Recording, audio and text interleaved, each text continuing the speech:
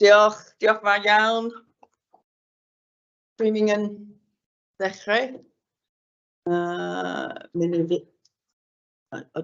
Da iawn, diolch yn fawr, diolch.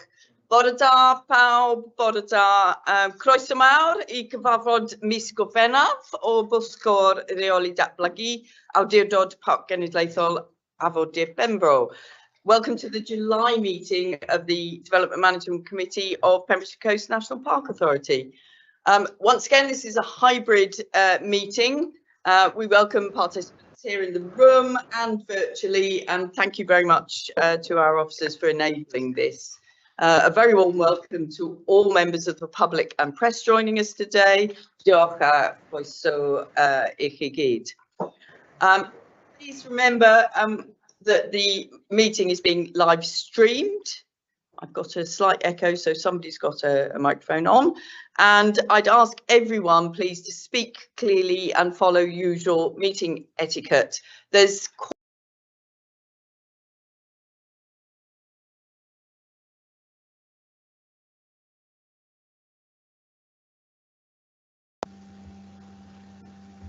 We lost you, Cadeirydd.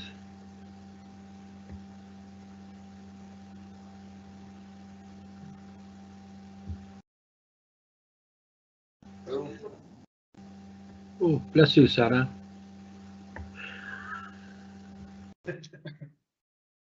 You're on red rather than blue here on the... Is that okay? Mike, you can hear us now? Yes, you're back out. You're Cadeirydd. Yes, obviously things can happen, so please do let us know if you lose the sound. That's really helpful. If you're in the room, please remember that the microphone should pick up everything you say. So just be a bit careful about comments you're making. I'm Madeleine Havard. I'm chair of the Development Management Committee, and all 18 members of the authority are members of this committee, which just reflects how important it is to both the people of the park and the park's special qualities in our decision making. So there are 12 members who are appointed by Pembrokeshire County Council. They don't represent their wards on the national park. They are representing the people of the park, and 6 members appointed by Welsh Government ministers, of which I'm one. I'm going to ask all members to introduce themselves, just so that the speakers or anybody watching can identify us and are comfortable that they know who's in the room. So if we go around, Tony, if you could start, please. Morning, I'm Tony O'Cox, PCC councillor. Michelle Wiggins, Michelle Wiggins, PCC. Bethan Price, Pembrokeshire County Council. Peter Morgan, HCC. Gwyneth Jones, and I'm a government appointee.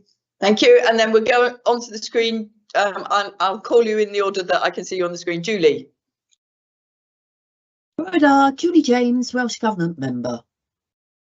You, Sam. Borda, Samscon Blackhall, PCC appointee. Rachel. Borda Bow, Rachel Heath Davies here, Welsh Government appointee and Deputy Chair of the Authority.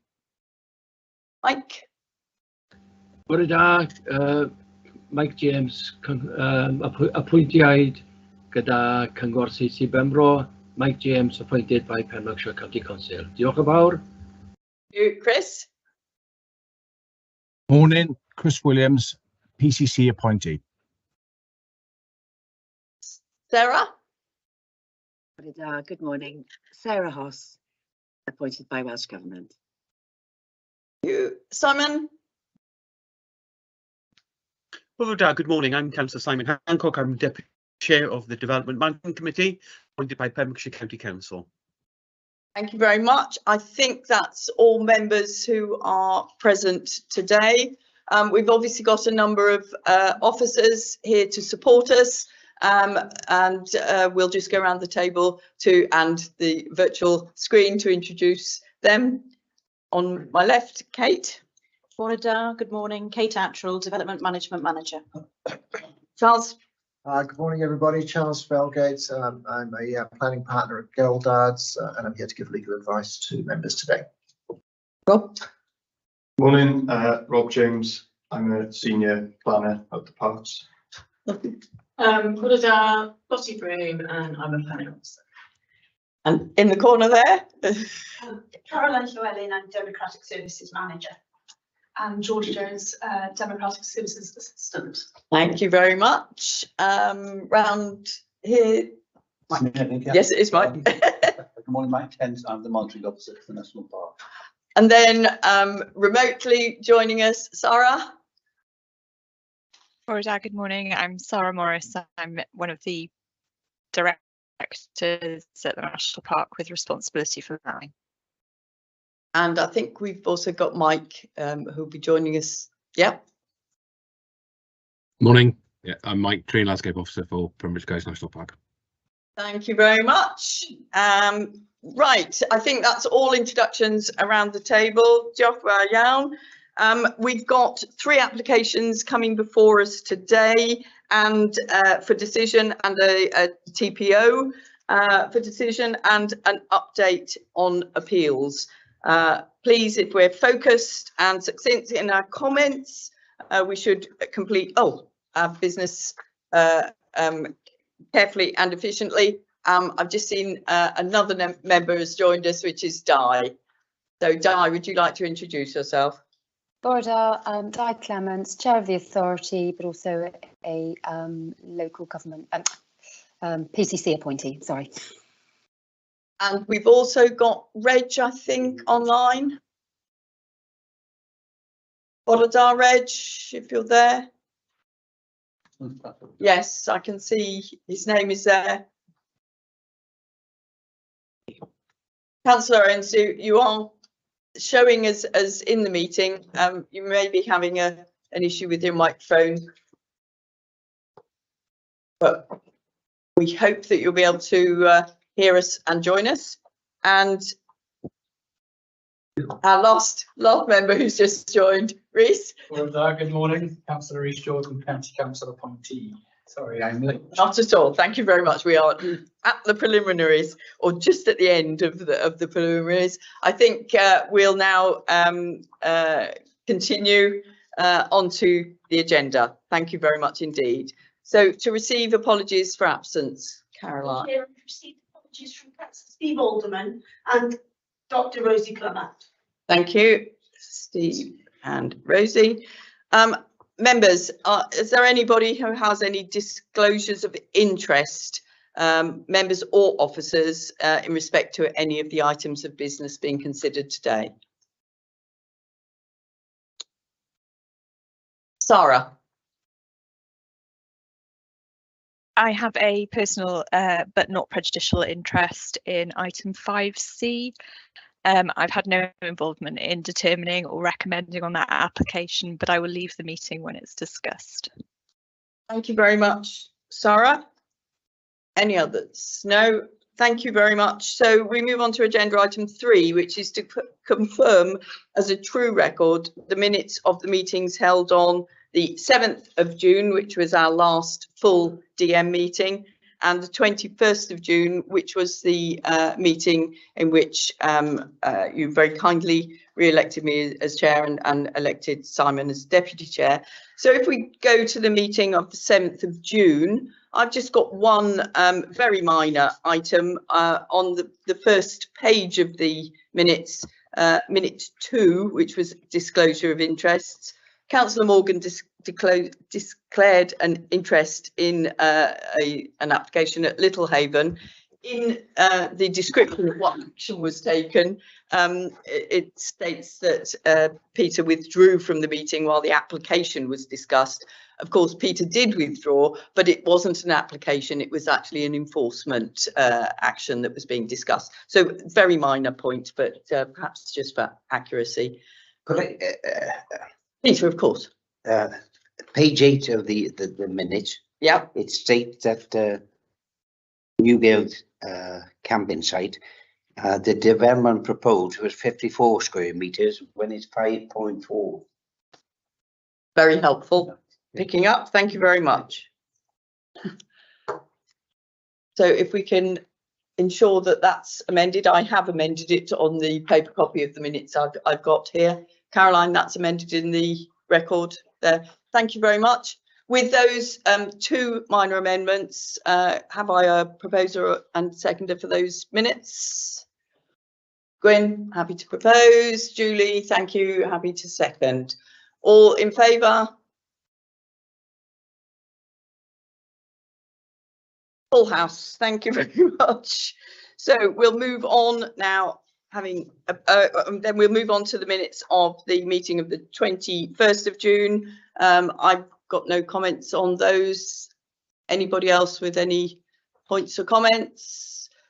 Could I have a proposer, please? Thank you, Di. And a seconder? Thank you, Rachel. All in favour? Thank you. Again, full house. Thank you very much indeed. So those minutes are also approved. So we move on to item 4 on the agenda, and Charles, if you could present your report on our duties in determining applications. Thank you very much. Thank you very much, Chair, and good morning again, everybody. This will be a familiar report to me, so I'll rattle through it fairly quickly, if you don't mind. But if you do have any questions, then I'm here to answer those. The report starts by setting out the national park purposes, which are firstly to conserve and enhance the natural beauty, wildlife and cultural heritage of the area, and secondly to promote opportunities for the understanding and enjoyment of the special qualities of the area by the public. Fulfilling those functions, the authority is also under a duty to foster the social well-being of the community within its area.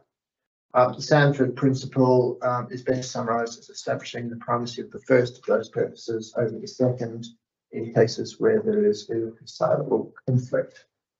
Moving on over the page, we set out the purposes of the planning system, and we make reference to the development plan consisting of the National Development Framework as well as the adopted local development plan. The law requires planning decisions to be taken in accordance with that development plan unless material, that is to say relevant considerations, indicate otherwise. There is a discussion there about what relevant considerations can be, but that's very brief. Moving over the page again, we go on to sustainable development, and in particular the provisions of the Wellbeing of Future Generations Wales Act 2015, which is aimed at achieving the well-beings that are set out there in the report. Over the page, we discuss ecological considerations in addition to those that are implicit in the purposes of the National Park. And in particular, we refer to the Environment Wales Act 2016, which requires the authority to seek to maintain and enhance biodiversity in the exercise of its planning functions, and in doing so, promote the resilience of ecosystems so far as that's consistent with the proper exercise of those functions.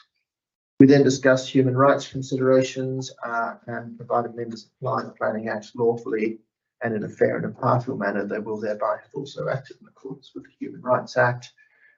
We then discussed the members' planning code of good practice, which the authority has adopted. That explains and supplements the statutory members' code of conduct in the context of the planning system. And it's very important that members ensure that they apply the guidance contained in that code of good practice whilst carrying out their duties today. And then lastly, we deal with circumstances where costs may be awarded against the authorities, and those can arise where a decision of the authority is the subject of an appeal to the Welsh ministers, who have a power to make a partial or full award of costs against the authority if the authority is held to have acted unreasonably. That directly claims another party to interfere and necessarily always. The only thing mentioned in the report. Councillor Owen, could you just ensure that your speaker is off? Thank you. It's been muted. Yeah. With sound, so you Yeah. obviously just found sound. Thank you.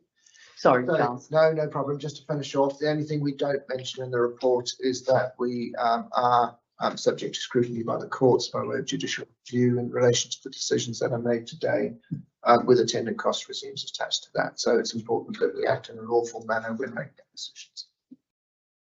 Thank you, Charles. Do any members have any questions to the solicitor? Charles, it just may be useful at some stage for us to be in a workshop to be going through not only our code of practice again, but also JR and Appeals. It's very helpful, I think, for us to be reminded of the detail of when these go wrong. Exactly, of when things may go wrong. We hope not. Yeah. Not every meeting, Chair. Indeed, indeed. No, I'd be perfectly happy to assist. That would be very helpful for members. I think it's useful to have a regular reminder of these things. We'll move on, members, to the reports and planning applications being considered today. First one is 5A, NP 19-0361 outline. A request for modification to a Section 106 legal agreement in relation to MP 19-0361 out the land at Brynhir Tenby. Members will remember considering this application some time ago and approving outline. We have an application here today to amend the legal agreement. I'm going to hand over to Kate to present this case, and we also have a speaker to address us. Kate, thank you. Thank you very much, Chair. I've only got a very brief presentation because there's not a huge amount to amend in this application. So some of the members here might remember that they visited the site in September 2019, so it was a little while ago. And the outline was then presented to Planning Committee. It was due to be presented, I think, 20th of March 2020, yes. 3 days after lockdown was announced. So it went to committee at a slightly later date, virtually. That outline was approved with a number of conditions, and the time limit for submitting the reserve matters is coming up. So the applicants, having resurveyed the site, have now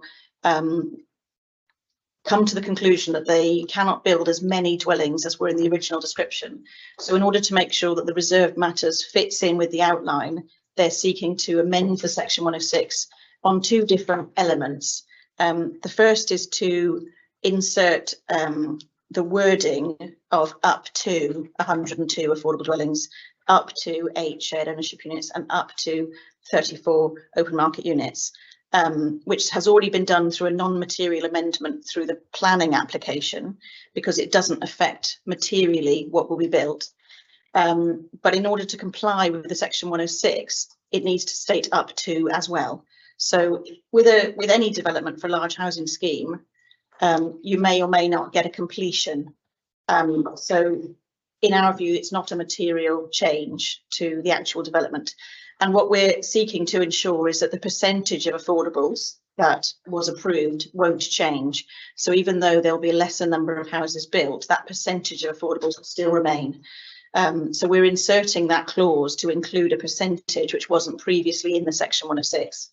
And the only other change is that there's a reference to a mugger being removed, so a multi-use games area, which on the outline was at the very top of the site. It's been shown that to put it there would create disturbance to some very mature trees on the edge of the site. So in seeking to reallocate it to a central play area, central village green, it's being described as in the reserve matters.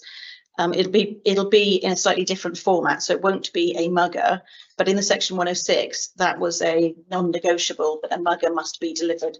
So we've had discussions with the applicants that there will still be adequate play provision, and there will be a form of flat open play area suitable for ball use in the central village area, but that reference to the mugger itself would be removed and replaced with the adequate provision of play space. So just to blow up, that's where the mugger was going to be, very near to the access to the site in the top corner of the site. And the very preliminary indicative plans that we've had submitted, because we don't have a reserve matters application submitted yet, we're expecting that to come in either next month or the following month. Relocates the play area to the village green area so that it will be more appealing to a multi-generational scope. I think that's it. So, yeah.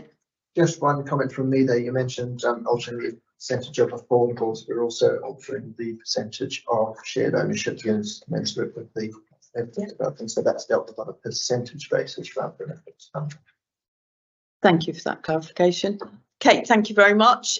Members, any comments or questions for Kate, just for clarification of detail?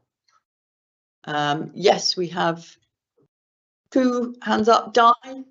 Sorry, Simon to start with, then Di. And then Chris. Yeah, thanks for that. I just wanted to ask Kate, in terms of actual numbers, looking at the conclusion on the bottom of page 15, it seems a bit vague.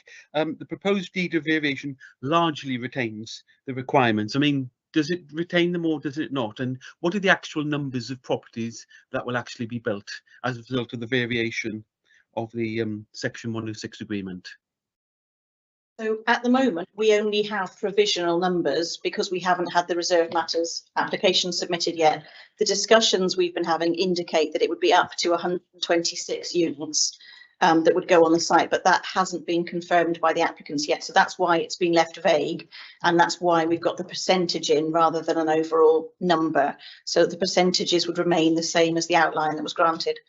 So it may be 56 or 60 affordables that are delivered as a 71% of the overall development numbers. But the agent may be able to, who's speaking next, may be able to give you more clarity on the figures. Okay, thank you. Di? Thanks, Chair. Thanks for the report, Kate. I just wondered, on the, obviously you've gone down from 144 to 126, or potentially 126. I mean, there was an awful lot of consultation by PCC on this site, wasn't there? And I just wondered if that was the reason why the reduction, because I noticed in the report about sort of a better placemaking, and I just wondered if that was the reason after that consultation. Is that the reason that we've had the reduction? So it actually is a nicer place to live. Just thinking, asking that question really. Thank you. Good question. I think primarily the driver behind the reduction of numbers is to do with a much more generous ecological buffer around the edge of the site. So part of what was being proposed was to retain an open access area which would be open to the public around the edge of the site. And in retaining that and leaving a larger ecological buffer, that left less development room for the number of houses. So I think as a subsequent result of that ecological buffer, it will be a better quality place as well. Thank you. Thank you. Happy with that, Di? Thank you. Chris? Thank you. Yeah, 2 questions, but obviously Di's asked that one question. My other question would be, you did talk about a mugger and for the site, and obviously now that things have changed, the majority of properties on that site will be family based with young children wanting to play. I think it's important if you've got that many properties that you have got a sort of a mugger area, because it's all weather. And if it's a grass area in the winter, there's going to be issues on the site. And that's just a small thought, really. I just want to sort of any more feedback on that regarding the mugger, that's all. Thank you. I think that there is an intention to provide a hard surfaced area for ball games within that village green area, but I don't think it will fit into the definition of what a mugger is in our supplementary planning guidance. So that's why we've removed the reference to a mugger, but there will be a provision for a ball playing area which is all weather. So yeah, that is accounted for. Okay, thank you.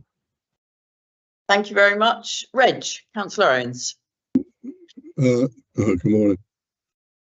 Morning. Yeah, carrying on from what Chris said, a multi-use games area, mugger, is a tremendous asset for any community, and I would be reluctant to take this out of the plan, because there's a heck of a difference between kick around play area than a mugger.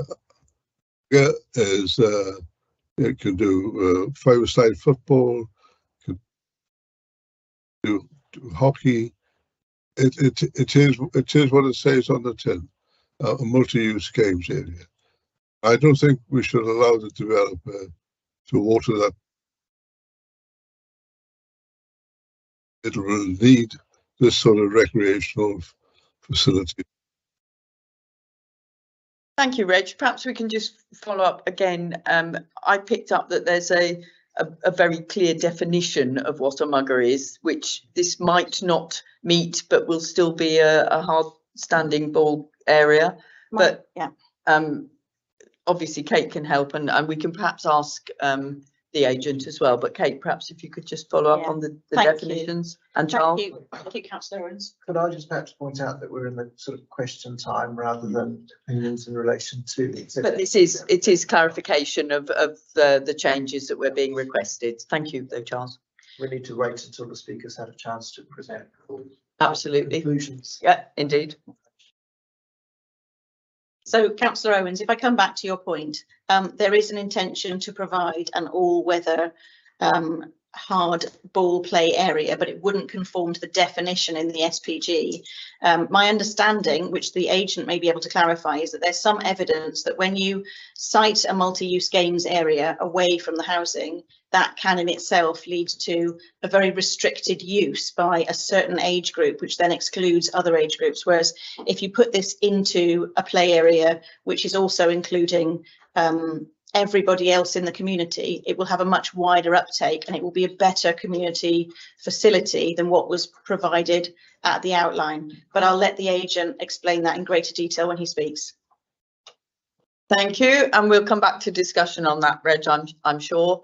And Sam, finally, comment from you. Yeah, thank you, Chair. Obviously, Brunier is adjacent to my ward in Tenby. First of all, I just wanted to ask, we've got a maximum, but should there be a minimum number of units for development? We talked about maximum, but minimum. I think minimum is very hard to enforce. With this particular development, it is, I think, 60% affordable. So the open markets wouldn't be able to be provided until the affordables were built. So that would in itself act, I think, as a minimum. But I don't know that we can enforce a minimum number. I might ask Charles to intervene on that question. Yes, no problem at all. I think there is a mechanism controlling the minimum, although it's not set out, and that is the reserved matters decision-making process. And that will need to be considered against policies, including, for example, density policies. And if the proposal that comes forward is not dense enough, then that would be a reason for refusal of that. So there are controls in place to be able to achieve that. Is that helpful, Sam? Sorry, thank you, Chair. So is it 60%? Did I hear 60% then? I thought it was 72. 71 in the report. I think it might be 60 units. Sorry, I might have been confused answering that. But again, I'll ask the agent to clarify how many actual units. And Sarah, I think you've got a comment here. I was just going to make the comment that Charles has made, that the mechanism will be through the reserved matters to ensure that the proposal is sufficiently in accordance with both the outline and the policies of the local development plan and Future Wales. Excellent, that's very helpful. Reg, you've got your hand up still. Is that another question for? No, hands disappeared. Any more clarification points for Kate? I'm very pleased to welcome, therefore, Liam Hopkins, the agent for the development. Liam, you've got 5 minutes to present to the committee, and then I'm sure there'll be a few questions for you. So, Jacques. Good morning, all. My name's Liam from a company called the Urbanist Planning Consultant, acting for Pembrokeshire County Council. Thanks for the opportunity to obviously address this morning and answer questions.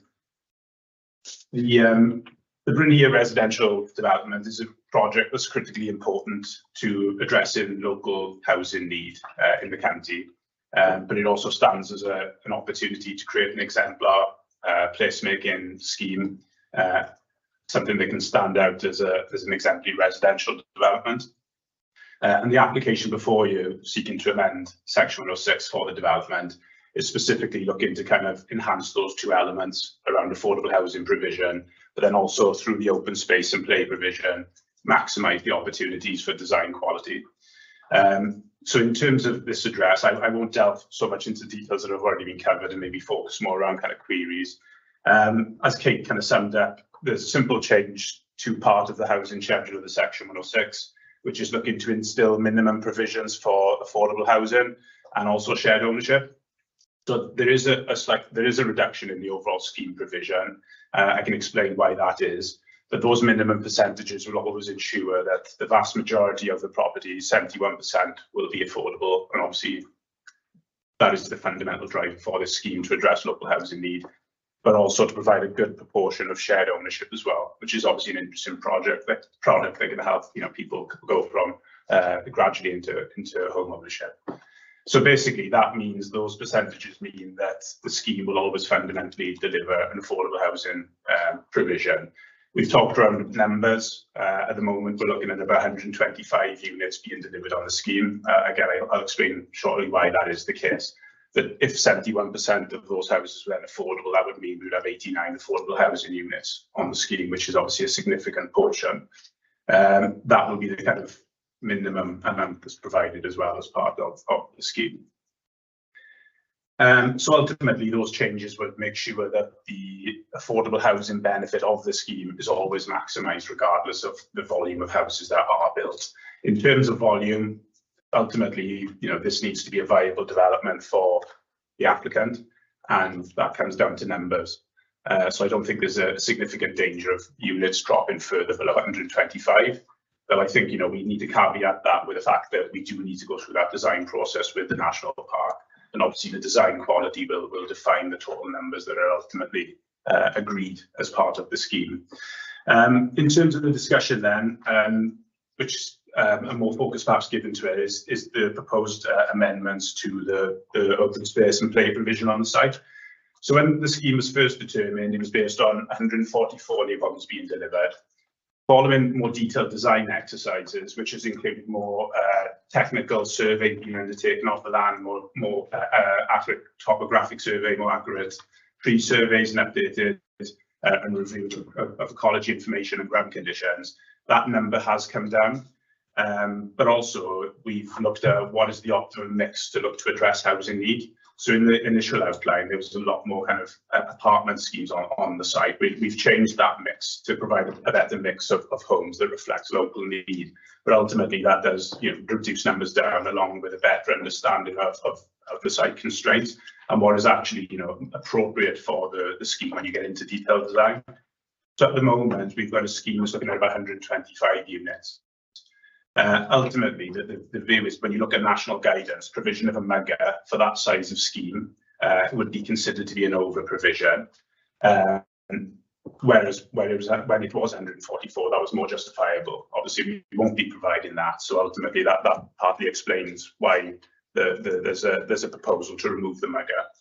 But also, provision of a mugger is not fully conducive with the design approach that the applicant would like to deliver. So again, coming back to the notion of this being an exemplar placemaking design outcome for Tenby, but also something that the council can kind of promote to developers to say this is the standards we want to hit.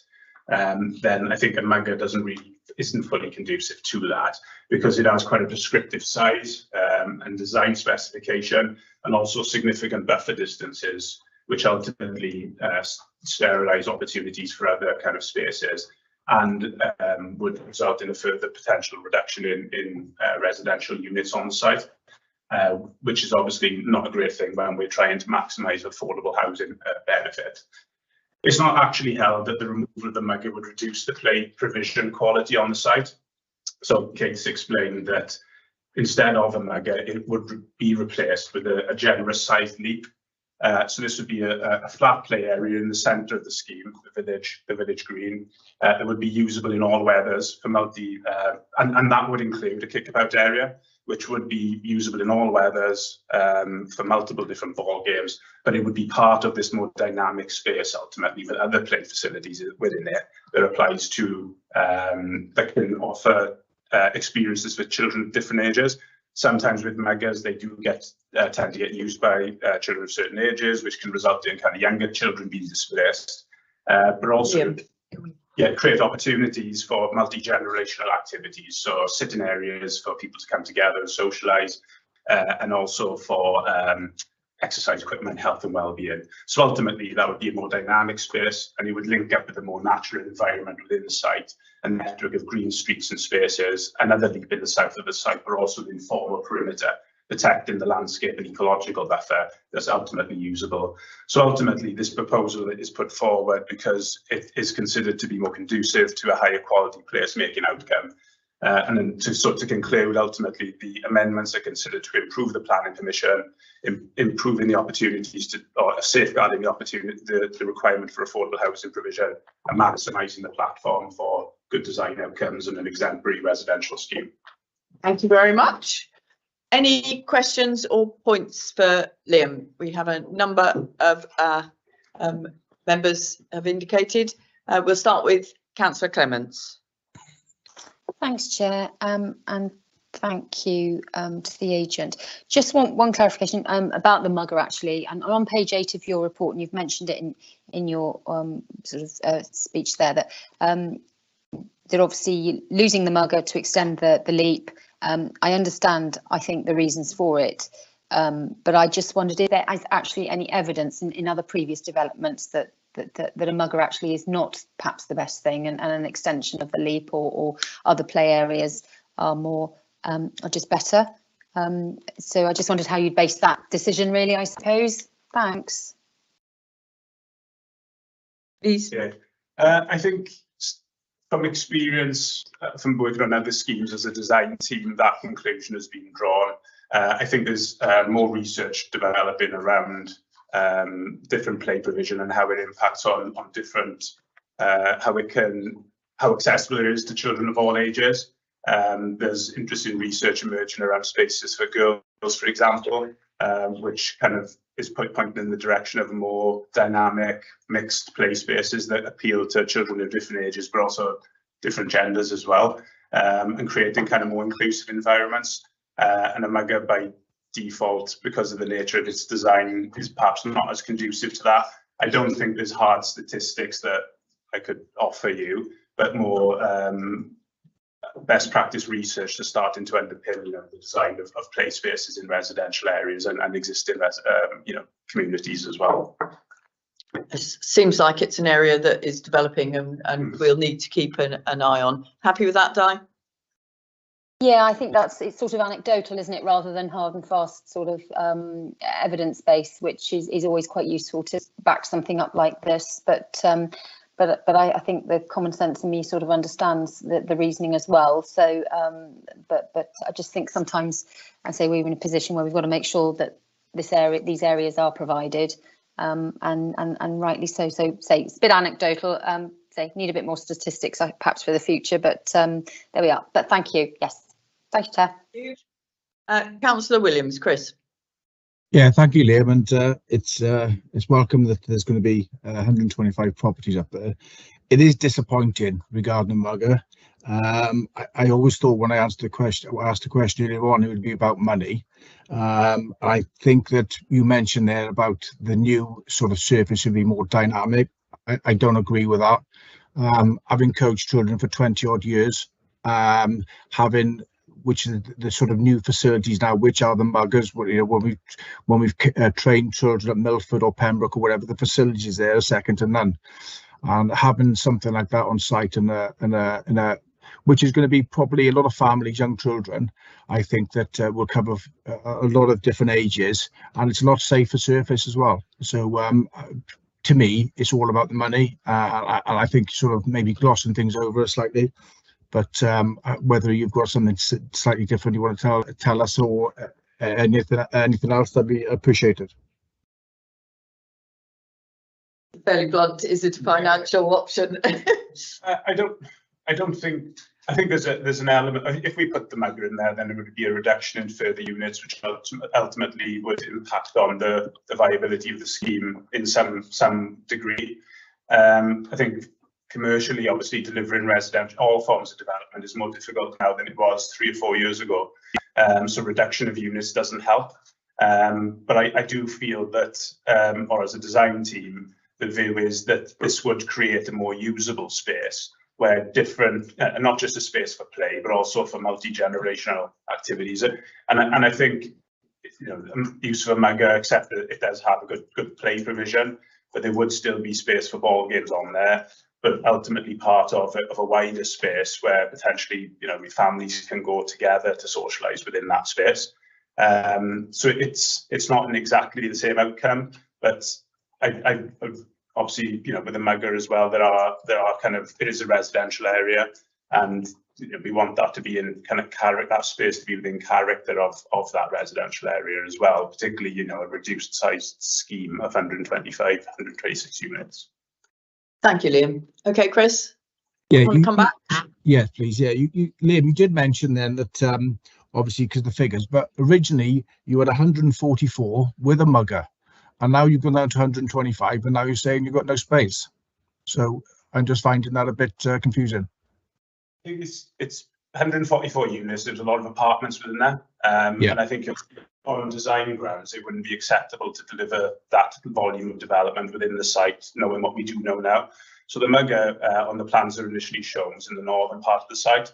Having undertaken more up-to-date topographic surveys and tree surveys, if that went in that location, it would require the loss of a lot of trees that wasn't initially accounted for, which isn't desirable.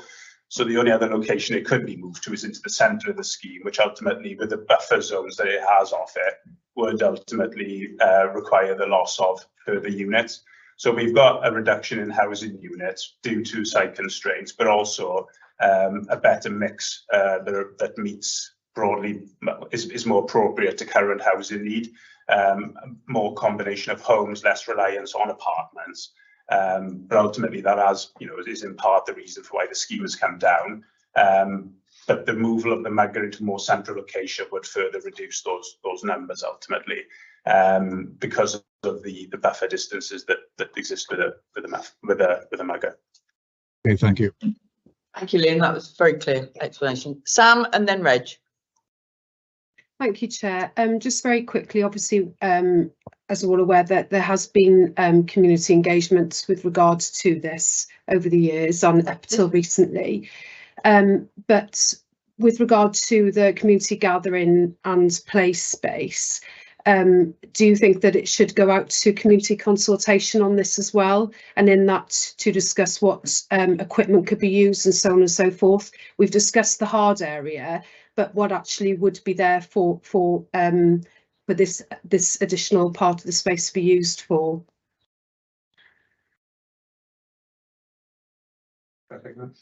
Please, community consultation. Yes, will that be the next an ongoing part of this process? So there has been ongoing community engagement events held over the past 6 months and longer by Pembrokeshire County Council and the design team, and play provision has been discussed as part of that. That has helped to inform the kind of approach that gets taken within the design of that space in terms of what types of kind of spaces people want to come together in. So those kind of more diverse spaces where you can have multi-generational activities, but also different play provision for children. And I think, you know, the actual specification of this space will be agreed with the National Park through the Reserve Matters design and also through the Section 106. There is a requirement for a significant, you know, amount of play infrastructure that goes into each of the leaps that is proposed. And we would be happy to kind of agree the specification on that, so there is, you know, maximum benefit for you know the community, for the existing community in the local area, but also for the new residents as well. Engagement around the scheme will continue. You know, we want to obviously take local people on that journey, and you know that can be built into those future engagement events as well. Thank you very much. Tony, Reg first and then Tony. For clarification. Yeah, thank you, Chair. Just I don't want to carp on too much about the mugger or the youth games area. I mean, we've had some experience in our village. We would love to have of a We're multi-use not in game. debate yet, so have you got a question for Mr. Hopkins? Okay, the question then is, did you use the provision of a multi-use games area? Did you use that to sell this development? No, because I don't think it was ever. So in terms of national guidance, provision of a mugger normally requires closer to 200 units. Obviously, the requirement for a mugger was more led through officer discussions at the time. So that was, I don't think it's ever been a kind of selling part of this scheme. The key driver for this scheme is to deliver affordable housing and to maximise that benefit, but also to try to create something that is of a good quality design that can be used to kind of increase design quality across the county, but also, you know, wider Wales as a whole. So I don't think the mugger's never been a kind of selling point. It was something that entered in through the negotiations with the National Park at the outline planning stage. But I think, you know, given the reduction and how significant that reduction is below national guidance and the proposed alternative provision, from the applicant's point of view, it is deemed to be a reasonable, you know, solution to kind of move the scheme forward and to safeguard the, you know, design and placemaking opportunities. Thank you, Liam. Okay, Reg, and we can go into debate about this in a minute, which I'm sure we're going to. Okay, Tony. He's escaping. Oh no, Liam, sorry. We will be going into debate, but Tony still has a question for you. That was my fault. Good try. I am not. Good try. Yeah. Good morning. It's an excellent proposition and really welcome the affordable housing. When would you anticipate a reserve matters application going in? And also, given you mentioned limited viability earlier on, are you quite happy or content that it is a viable proposition now? Yeah. Because what we've been finding lately in PCC as well as here is people come back after a couple of months and say, well, it's not viable, so therefore we reduce the affordable housing. That's for you. Yeah. So the reserve matters application will be submitted hopefully by the end of August. So to enable validation for early September, we've got a meeting pre-application process first. That'll inform the actual end submission date, but ultimately we're not looking to leave it any later than early September to get that submitted. In terms of viability, at the moment, the viability analysis has obviously shown that the scheme is viable. I mean, it's a changing picture, as you can appreciate, in terms of, you know, construction costs are constantly changing. And that will be a moving feast, particularly for a scheme of this size, which won't be delivered quickly. You know, it'll be phased out over a couple of years. And that, you know, even during that period of time, it will change. But ultimately, at the moment, the Pembrokeshire County Council, the applicant, is committed to delivering this scheme because it is a fundamental part of addressing housing need for the development plans and obviously local housing need. And I suspect that that's where the critical point that Kate has made is that keeping the percentages there in the 106 is the really key area. I think, Liam, we can let you go now. Thank you very much. Oh, that was no, we're fine. Thank you very much. Extensive questioning, but it shows how important this application is to the park. I'm going to open this for debate now, and Rhys wants to open the debate. Chair, I think we need to remember that the majority of this development is going to be social housing. I think we're used to seeing the opposite. It's open market with a small amount of social housing, which sometimes gets lost on the way. It's something that the area desperately needs. I understand the reason for the change of the mugger, and I also sympathise with members who are disappointed to see that change. I think fundamentally the southeast of the county has lacked a multi-purpose sports pitch for a long time. So I think there's a little bit of resentment because we don't have the facilities that are possibly, or I said the area, not we, but that are in other places in the county. I'm happy to move this recommendation. I urge the applicant to get on with it, but I also want to use this forum to urge them to perhaps look at some investment in a better multi-use sports pitch somewhere in the county, not on this site.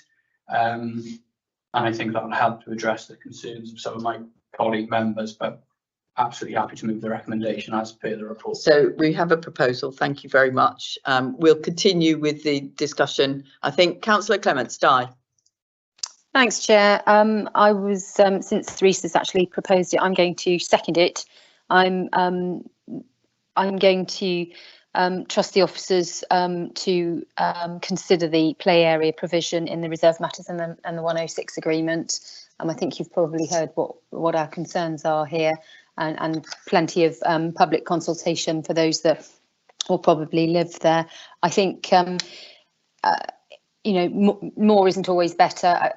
It's a shame that we can't have the 144 because we know how desperate Tenby is for more affordable homes. But actually, it's better that we have a better quality development that actually, you know, is sustainable and in the long term does what it says, and everybody's happy. There's nothing better than to be happy in your home, and if all these extra things help that, then I think it's right. So yes, happy to second it. Thank you, Chair. Thank you very much, Councillor Clements. Any other comments? Peter. Thank you, Chair. Don't the Welsh Government give a guideline how many houses per hectare that you build? So how does that correspond to this? Yeah, they do give a criteria for developing land, and there is also the fact that we have to develop land in context with this development around it. So it would be inappropriate, say, to put tower blocks on this site to achieve the highest possible density. It has to reflect the density of the surrounding area, which from the preliminary scheme that I've seen, this will do. The development going on now in Farfar, ATEB, the developers, they wanted to build 53 houses, but they've been told they got to build 63. Oh. I can't comment on the specifics of that application because I don't know which one you're talking about, but in terms of this development, the density is appropriate to the site area that's available for development. No, I think it's fine. I know there's a problem with a play area, but I think they have the forward of houses. It's a bonus to everyone. And from the point of view of both presentations, that it's a more appropriate mix of requirements, and we've had that debate previously about whether apartments were more appropriate than 2 or 3 bedroom units and so on. So, Sam. Thank you, Chair. I'd just like to say that I'm in full support of the requirements of the percentage of affordable housing, which is a relief, as is essential to Tenby and the town. So I'd like to second the proposal, please. We've already had a seconder in Councillor Clements, but it's good to know that there's some momentum. Thank you. Yeah, just a couple of comments. On page 15, it talks about the Mocha and the Jeeps and so on. Right at the bottom, there's a statement which says that the additional space, public space, could be subject to species-rich planting. Now that sounds very, very laudable, but I was hanging on that word "could." It's not much of a commitment, so I'm sure that'll come up hopefully in your discussions at the next stage to satisfy that requirement. And then the other one was I'm acutely aware that children grow and get older. So if you're producing an area for you know, quite young primary school children, they will soon be teenagers and soon be adults. And on that, it had in a small print on the side of the diagram we were given, it says the inclusion of exercise equipment for adults and older children. You know, if we can have all those things together, I think it's an absolutely marvellous scheme. So I very much wish to support it, and it's just a comment for when the next discussions take place. Thank you, and it's a very timely reminder. This is still an outline application. The details of section 106 are being amended, but under reserve matters, the detail of the development and design will be discussed in great detail with our officers. Yes. Can I offer my reassurance that the agent will tell you that we are being quite demanding in what we want in terms of a good quality multi-generational play area that does appeal to all occupants of the development as they grow up. Yeah. In relation to that species rich point, I think it's probably appropriate to use the word could at the moment because that specification hasn't been established yet, but that would come through the reserve matters approval process, and that specification could be developed also through the Section 106 agreement. So that will come in due course. Thank you very much. Councillor Owens, you have a contribution. Thank you, Chair. Well, I'd like to put down an amendment, Chair. Would you like to elucidate, Reg, and say what you are proposing? I'd put an amendment, an amendment that we approve, but to insist on the mugger being. I think as the mugger, taking the mugger out is actually a key part of this. I'm not sure whether it's direct vote against or whether. Well, that's the amendment I'm making, Chair.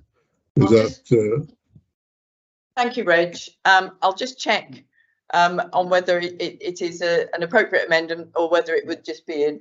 I'm not sure whether it's in direct opposition, bearing in mind there's a part anyway. Yeah, it's a part anyway, but obviously we'll have. We will need to have a second. Yeah. Vote on the amendment. I don't know if Charles is there. Yeah, I would think it's a bit difficult because ultimately we have to determine the application that's put to us. Either we like that application, in which case we say yes to it, or we don't like that application, in which case we say no to it. We don't redesign schemes on the hoof because there are all sorts of implications that flow from that. So, you know, I don't think it would be a good idea. That's my advice. To proceed along those lines. Right, so the legal advice is it's not an appropriate amendment, Councillor Owens. Monitoring officer. Well, the legal officer didn't exactly say that. He said that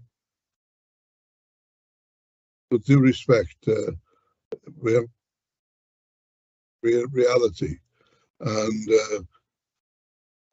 I may be being a bit suspicious, but I would speak. Reason why the multi-use area is being taken out is the cost. I mean, we costed a very modest mugger here in the village, and it was 100. But most probably, you know, this one would cost more than that. And I would say that's the real reason why it's being taken out. It does need a second. I would stick by my sorry, Chair, but I would stick by my amendment that.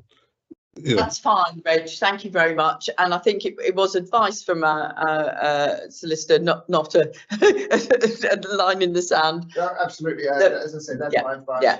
The monitoring officer feels that we would obviously we would need to have a seconder for that, and then we would vote on the proposed amendment. I would just remind that we've heard from both officer and presenter that the area that we're considering as the multi-generational play area would be changed if there was a mugger there, because there's an area round it that would actually be 30 metres. Thank you very much. That would need to be designed with the mugger in line rather than with the rest of the play area. So it would change what has been discussed, I think, currently. But it's a appropriate amendment. Do we have a seconder for Reg's amendment? Chris, you've got your hand up. Yeah, I haven't obviously raised my issues regarding the mugger. I certainly understand where Liam's come from now regarding the development for 125, and I totally get that. I would like to, obviously, with what Rhys has said, I think what Rhys spoke earlier is absolutely common sense, is that the community and local areas definitely need a mugger. And I understand that to have To tie something into this now would be in my view wrong, but I think we're going to look forward in the community that maybe that in future that money can be put somewhere that so that the residents locally can benefit from a mugger, because this side of the county is desperate for a mugger and having a facility. I think we will leave that in the hands of members who might be able to talk to other authority. But thank you for that comment, Chris. I've got Di wanting to come in. On that point, Chair, I was just going to say perhaps that could be part of the 106 agreement somehow or other. Perhaps they can we can have discussions with PCC. Just a thought. Anyway, thanks, Sam. I think that would be difficult to tie the developer on this site into something on other areas. I think discussions with PCC is something that our planning officers can certainly raise and our members can raise. Reese? Thank you, Chair. Just to clarify where I am on this, I stand by the recommendation. I think as the area grows, which it will in time with developments like this, what I was suggesting and what I'm saying is I feel that the services within the area need to grow and improve, which is not a decision for this committee, but I said it because it's on the record. And I want to make sure the applicant hears what I'm saying. So thank you. Point for clarification. Thank you very much indeed. Reg, we do not have a seconder for your amendment, as I can see. But your comments have been noted clearly and heard wider than the room, I suspect. My conscience is clear. Excellent. We have a proposer for the applicant. I don't think there's any other comments or no. We have a proposer for approval for officer's recommendation that this modification be take place. Proposer in Councillor Jordan and a seconder in Councillor Clements. Can I see votes for approval, please? Electronically, could they perhaps raise their hands electronically? Could you raise hands electronically, those that are remote? It's much easier for us to count. Thank you very much indeed.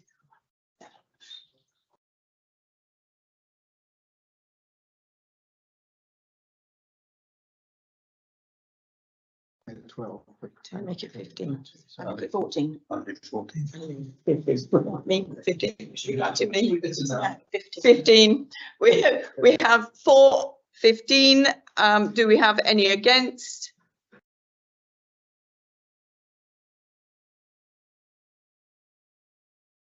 There's still 2 hands up that were up previously.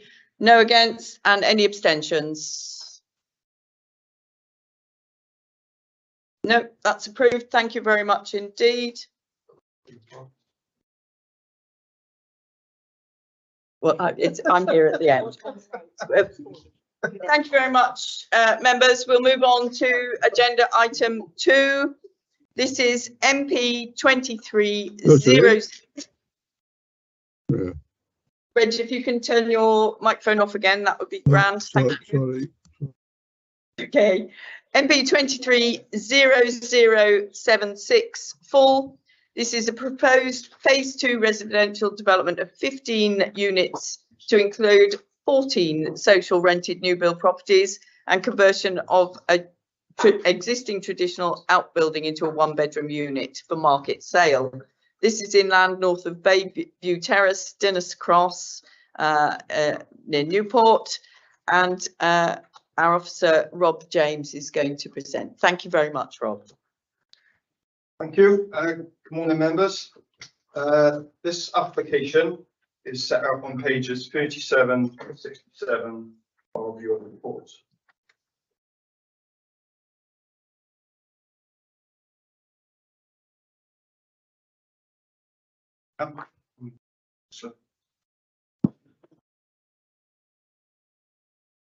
This application concerns an area of land adjacent to an existing affordable housing site, but it's outside the boundary of Dinas Cross. So it's considered under criterion I of Policy 7 Countryside, which allows for an exceptional land release for join-in centres for affordable housing to meet an identified need. And the full policy response is set out on pages 40 to 42 of your report.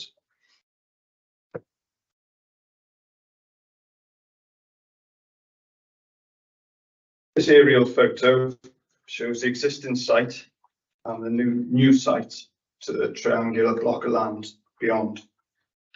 You can also see, if I hold my cursor, it's slightly difficult to pick up, but there is a small barn that's proposed to be converted, and that barn is within the boundary of Dean's Cross. So it meets the test for conversion.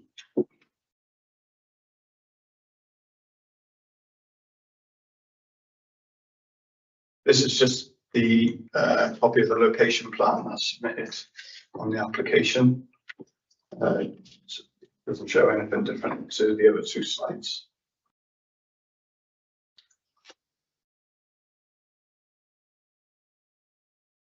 This next slide shows those on the Pembrokeshire Housing Register, bronze, silver and gold bands, who have selected Dean's Cross as a place they would like to live, hence an identified need. Again, a full explanation is found on page 41 of your report.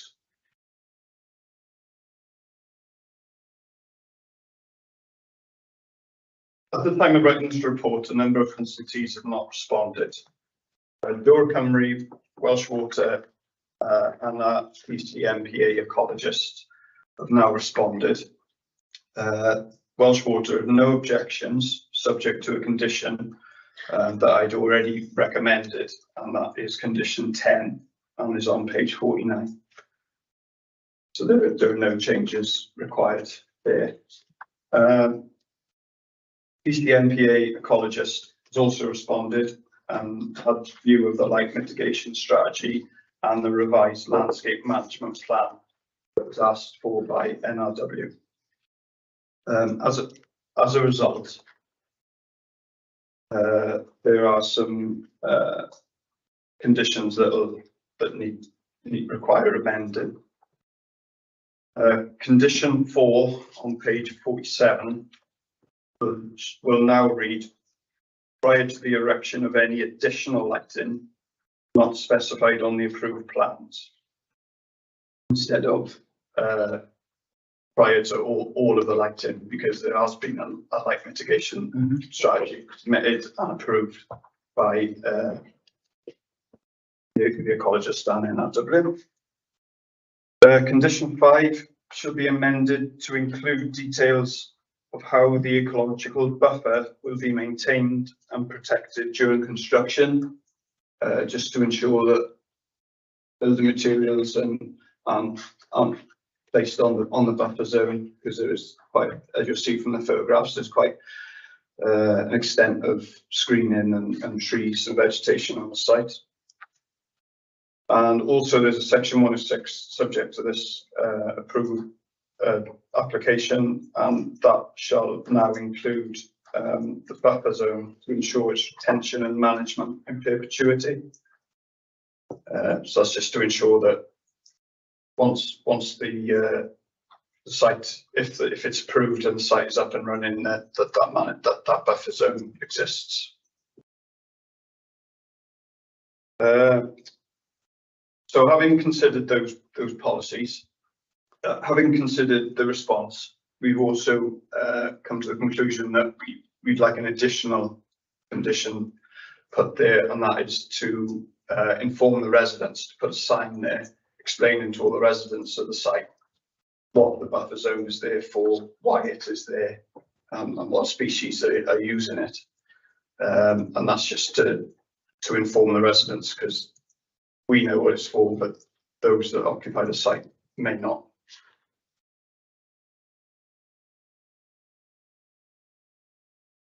So having considered the policy of LTV2 and the information submitted as part of this application, I'm happy to recommend the application for approval, I'll now take you through some photos of the site and the plan submitted. Yeah,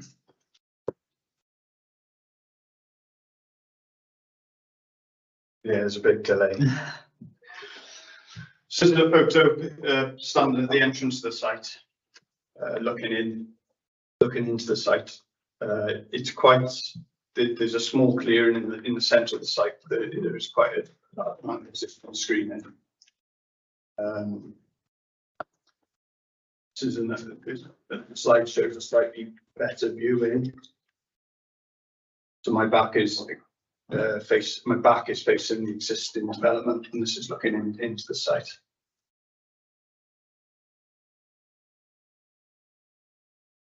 That's a photograph looking back out to the main road, the A487, and that's the phase 1, the affordable housing.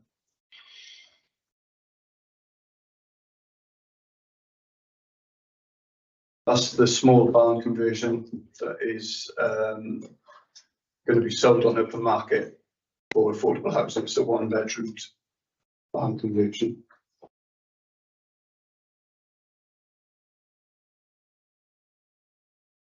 Again, this is just stood back in the site on site of the barn conversion. The barn conversion is on the right. You're looking out towards the main road.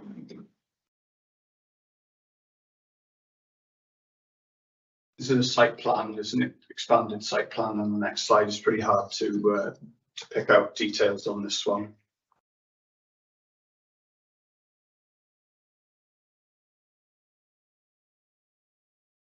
This is a site plan showing the layout, proposed layout of the site. So there's 14 social rented units. The breakdowns are in the report. There's 1 4-bedroom house, 4 flats, and the remainder are 2-bedroom, 2 and 3-bedroom properties.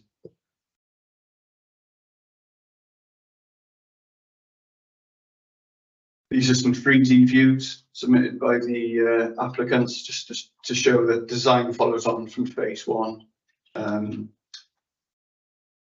It just gives an indication of what the site will look like.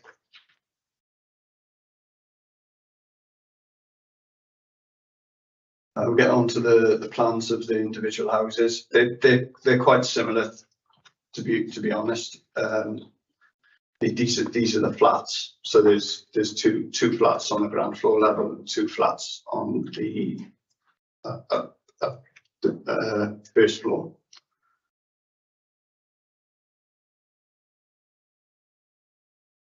This is again semi-detached, so you can see that this is a 2-bedroom property with a double room and 2 singles in the other room.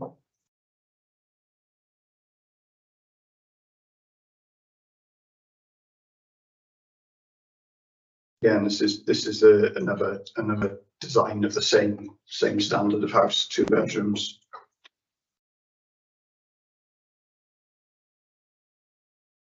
And these are the 2 houses as you drive into the site. These will be on the left-hand side, the initial houses. So there's a 4-bedroom house first of all, and then a 2-bed attached to it.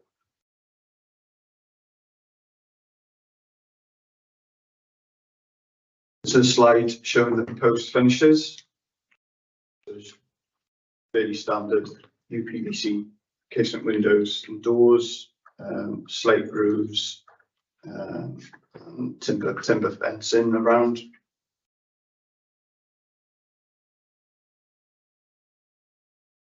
This is a revised landscape management plan. The revisions basically included a larger buffer area, and NRW had no objections to this scheme. Their comments weren't available when I wrote the report. They have since commented and with no objections.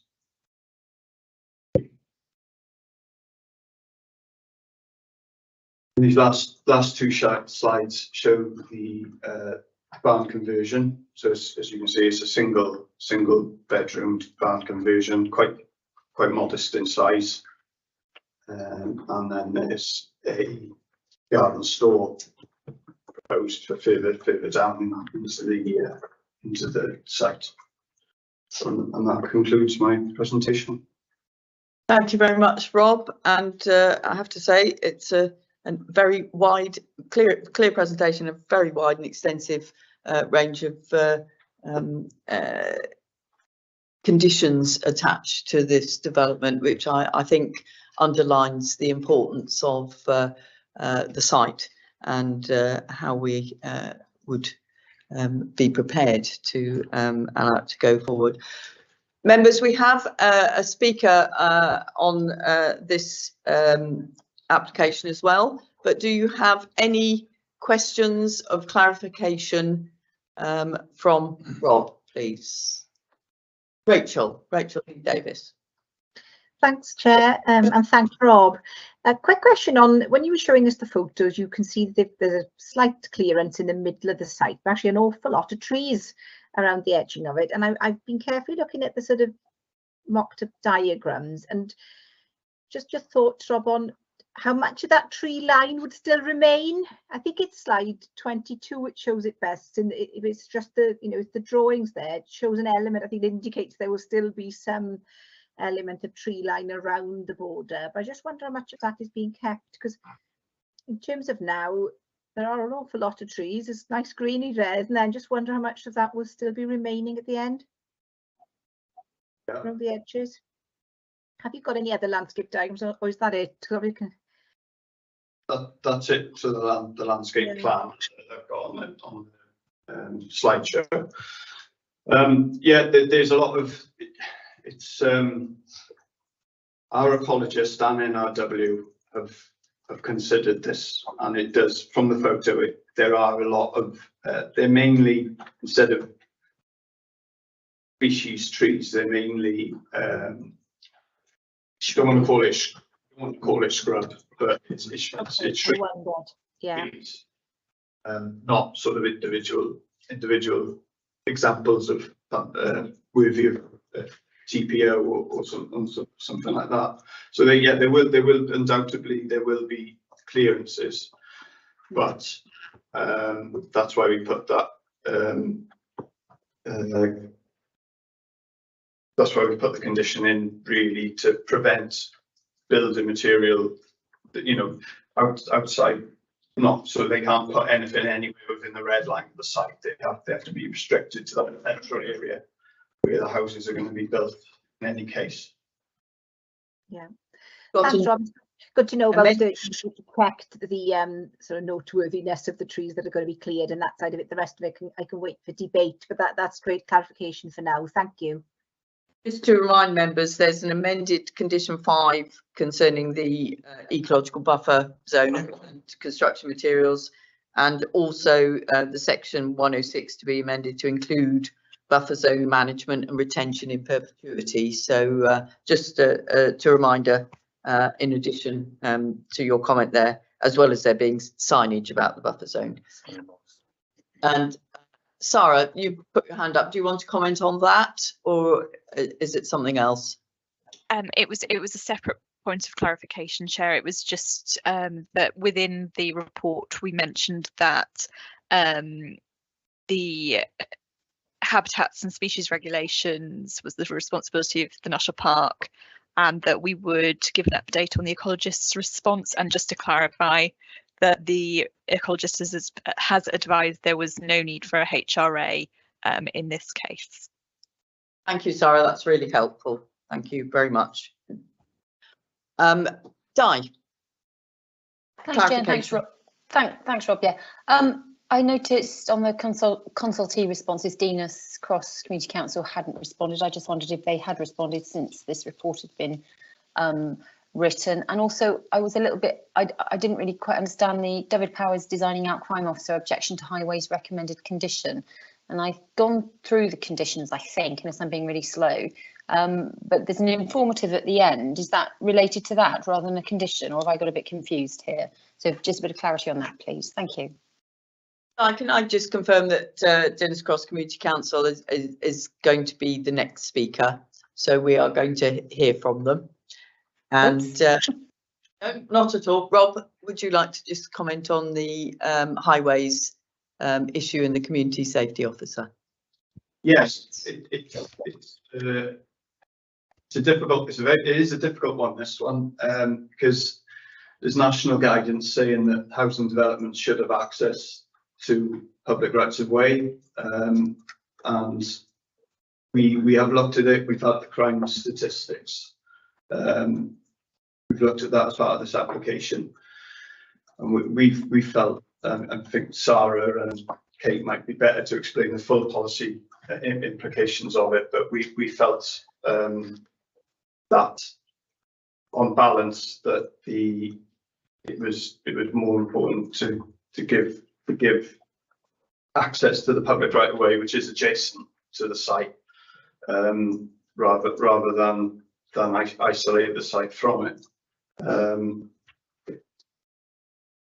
Well, perhaps we could ask Kate. It's not vehicle access we're talking here, is it? No, exactly. Pedestrian access. Thank you. Kate, would you just like to talk about that? It's a really interesting conflict that there's from the police consultation. There's a worry that that providing a pedestrian access onto an existing right of way could result in a rise in crime.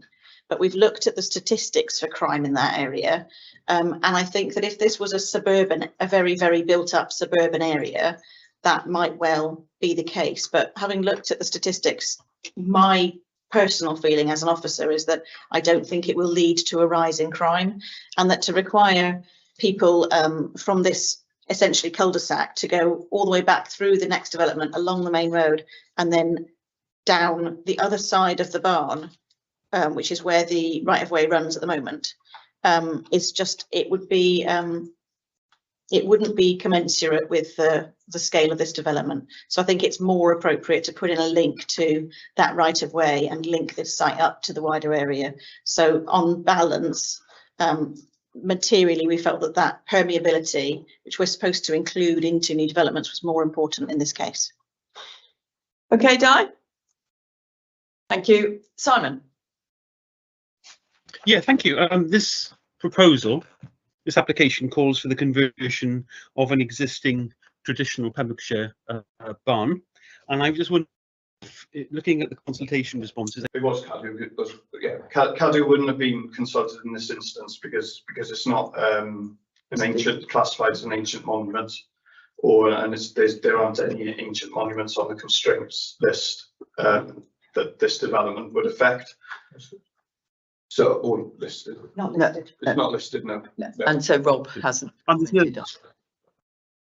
So there's nothing of any particular architectural or heritage feature that's in this building that needs to be preserved. Kate will just respond quickly. Sorry, Okay. Councillor. Thank you. In terms of the preservation of this building, it is a traditional stone outbuilding. And it lies within the LDP boundary, so it fits within our policy 7 for conversion of buildings. So the conversion of that to an open market dwelling is actually within our policy. So that doesn't fall within the exceptions part of the site. And as a traditional building, we would expect it to be preserved. And that's what the plans are showing, is that it will be preserved as a traditional building with appropriate materials. So that in itself is a positive impact of this development. Happy with that, Simon? You. Thank you very much. Any other questions for clarity? Thank you, Rob. I'm very pleased to welcome Ellen Jones now to speak. I believe, Ellen, that you are representing the Community Council. Yes, good morning. I am Ellen Jones Clark of Dinas Cross Community Council, and I have with me here Community Councillor Lynn Upstall. At the last council meeting, just to confirm that you've got 5 minutes to make your presentation. Yeah. Thank you. At the last council meeting, there were a number of concerns that came up regarding phase 2 of the social housing development. First one was the previously planning applications in Dinas Cross have been refused on the basis of insufficient sewerage infrastructure. Hello. Carry on. Thank you. Infrastructure and capacity being present at the time of application. However, this did not appear to be a barrier to the granting of permission for phase 1 of the housing development for approximately 15 dwellings. Could clarity be given on this issue with the proposed phase 2 in a planning stage? The council are aware of a number of local residents who are not allocated houses in phase 1 but met the criteria. The residents allocated within the first phase do in some cases have a tenuous link to the village. What assurances can we receive that local Dinas residents are given a more adequate representation for allocation?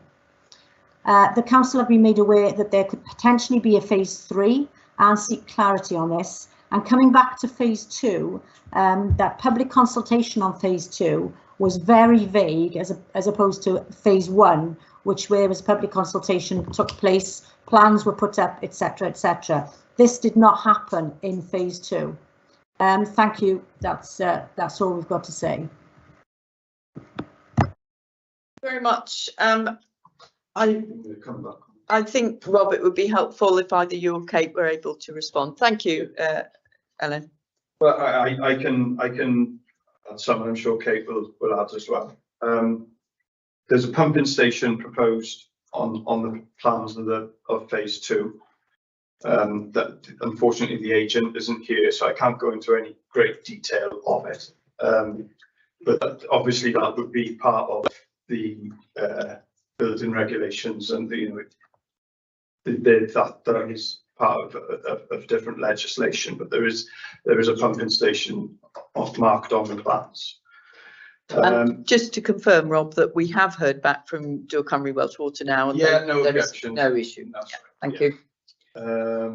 And then with regard to links to the community for tenants, there is a rural communities policy, and that's basically briefly says, has lived in the area as their only or principal home continuously for the last 2 years, or have previously lived in the area as their only or principal home for at least 5 years, or have close family members, grandparents, parents, siblings, adult children who have lived in the area for the last 5 years as their only or principal home.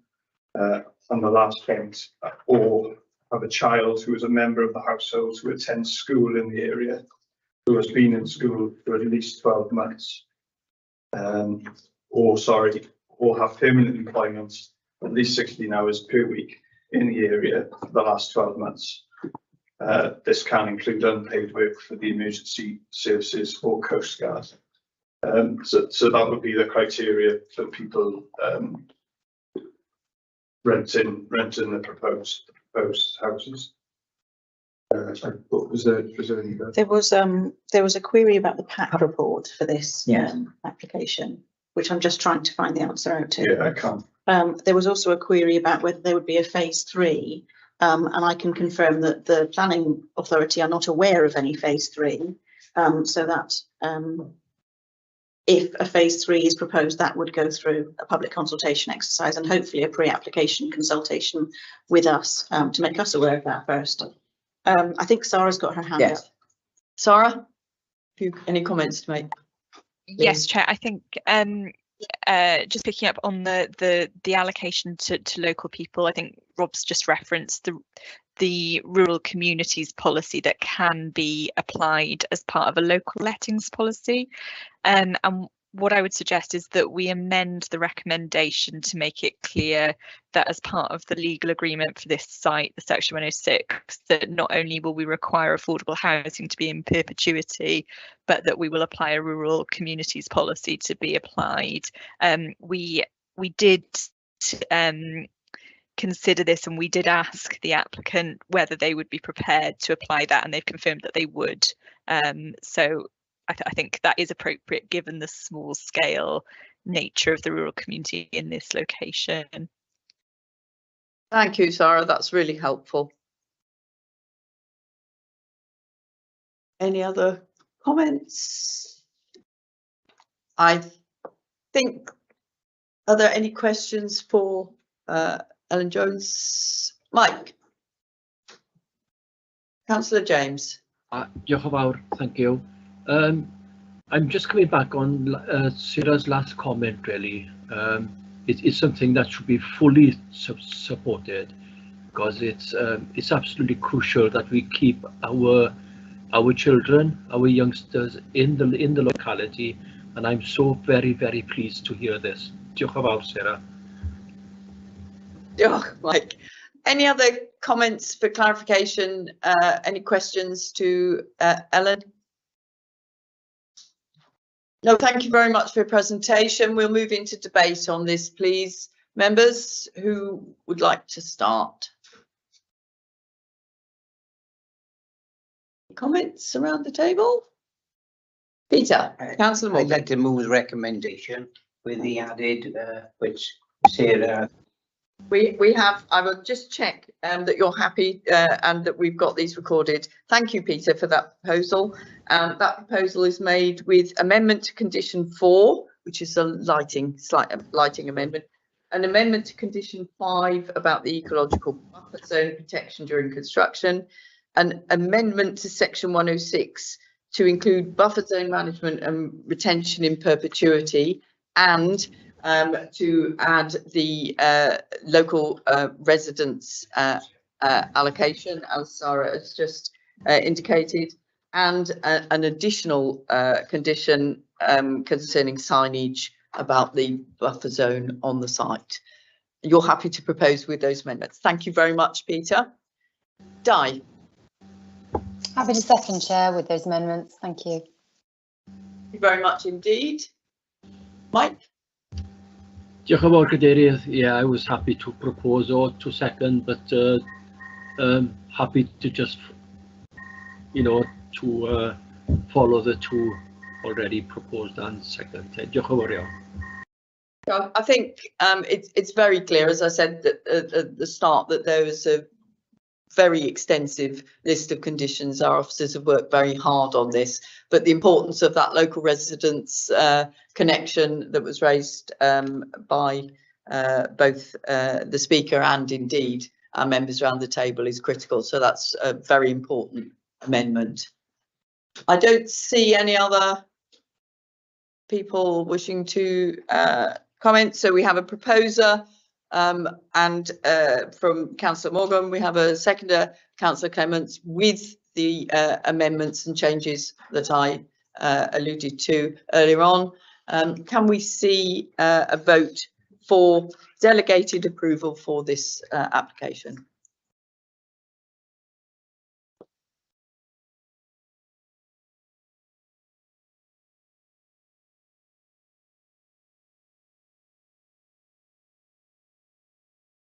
I think I'm afraid that's 13. I'd like 13 too. Hurrah! 13. We have 4, 13. Do we have any against?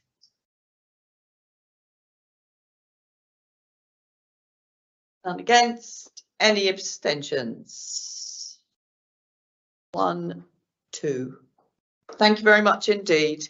So we delegate approval for that. We're on 11:30 now, members. Would it be helpful to have a short break, a 10-minute break to move round? Thank you. I've got nods from at least the remote people. So we'll be back at 20 to 12, please. Thank you, Rob. Thank you. Very helpful extra amendment.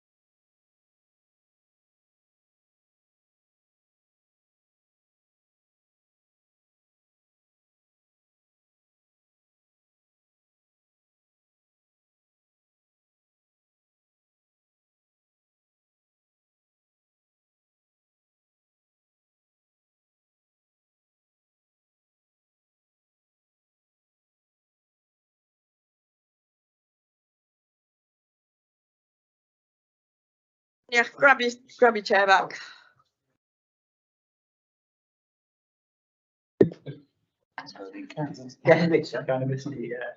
Glycinol, everybody able to hear us all right remotely? Thank you very much indeed. Diolch yn fawr. We'll move on to application 5C. That's NP 23-02204. Erection of a roof covering with cubicles over an existing nutrient store. Replacement roof and frame for an existing agricultural building. This is Points Castle Farm of Penicum. And Charlotte Lottie Broom is going to present this case. Thank you. Okay, first of all, I thought it might be helpful to remind members what is major development. So it is defined as housing developments of 10 or more dwellings, or where the site area is over 0.5 of a hectare or more. In this case, it's the provision of a building or buildings where the floor space created exceeds 1,000 square meters. It can be the winning and working of minerals or the use of land for the mineral working deposits. It can be waste development, and it can be development carried out on a site of 1 hectare or more. So Points Castle Farm is about 3 kilometres southeast of Solva, several hundred metres off the A487. The farm complex itself is divided by an unclassified road. It is within 500 metres of several protected marine sites and also within 1 kilometre of 2 scheduled ancient monuments. So the majority of farm buildings and application site area are situated to the south of the road on gently sloping land. 2 separate adjacent areas are the subject of development, one perpendicular to the other, set within an existing group of agricultural buildings. So Points Castle Farm is a farmstead of approximately 800 acres of dairy and arable farming. They have a dairy herd of 350 cattle and also an on-site associated ice cream making facility. The farm complex is mostly modern quarter-framed agricultural buildings. The proposal is made up of 2 elements. First one is to construct a cattle store in place of the current existing nutrient store by constructing elevations and a roof. This will contain 66 central cubicles for cattle, accessed by an enclosed ramp. Second element is to replace an existing concrete portal framed building with a galvanized steel portal frame and new roof. So the cattle store is that bottom building and the replacement portal frame is that top right. This most clearly shows the layout of the buildings. So the replacement portal frame building is on the left there, and the cattle store is there on the right. The ridge lines of each new building will be very similar, and this image shows where they will rise to in line with the tallest building of the group, the white one, the closest white one to the shade on the right. These drawings side by side highlight how the proposed cattle store adopts the existing footprint of the nutrient store with no increase of the footprint or encroachment into undeveloped land. So the cattle store is a large building. It's approximately 60 metres in length by 20 metres wide, and on the roof profile there will be photovoltaic panels spanning practically the whole length of it on one side. So these images give it some context as to the landscape beyond the farm complex towards the coastline. Just to note, there are no public footpaths or rights of way within view. The coast path is beyond the brow of the hill that you can see. This is an image of the existing group of agricultural buildings. So the current nutrient store is where that large metal gate is in the centre of the photo. The building will come to that edge and that bit.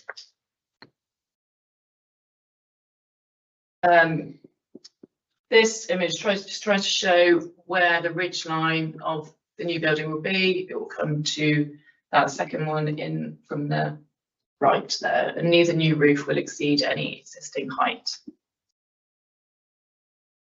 So in terms of the replacement portal frame shed, which is just behind the proposed cattle store, it also adopts the existing footprint.